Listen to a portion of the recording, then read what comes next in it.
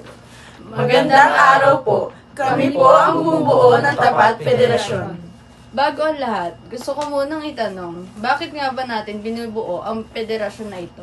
Simple lang, nakita natin na maraming magagawa ang inaapi, hindi binibigyan ng tamang sahod at walang boses sa kanilang pinagtatrabahuan. Gusto natin maging tagapagsalita nila.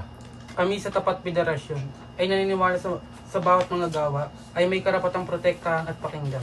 Kaya kami nagkaisa para maging boses nila. Layunin namin maitaguyod ang isang mapayapa, makatarungan at ligtas na lugar para sa mga manggagawa.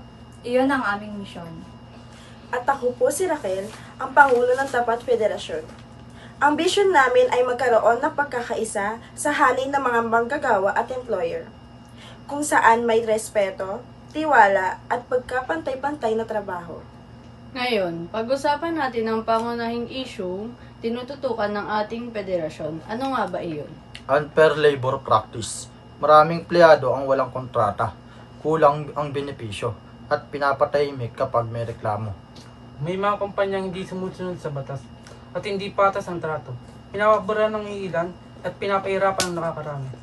Bilang federasyon, tungkulin namin tumindig para sa kanila at may handa kaming action plan para dito. Una sa lahat, magkakaroon kami ng public awareness campaign. Magpapost kami ng impormasyon sa social media tungkol sa karapatan ng mga manggagawa.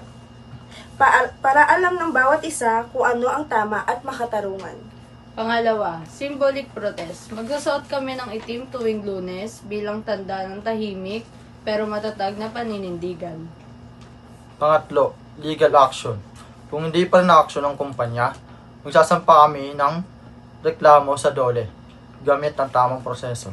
At kung kailangan, magsasagawa rin kami ng informational picketing hindi para manggulo, kundi para ipaalam sa publiko ang katotohanan. Lahat na ito ay may mapayapa at may layunin. Hindi para magdulot ng gulo, kundi para itama ang mali. Hindi madali ang laban. Pero kapag tayo nagkakaisa, may pag-asa. Kami sa Tapat Federasyon handang lumaban para sa bawat manggagawa.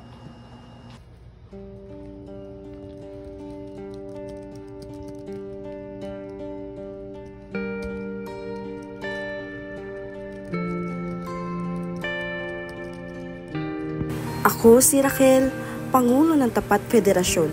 Hindi kami natatakot tumindig, hindi kami tumitigil kumilos.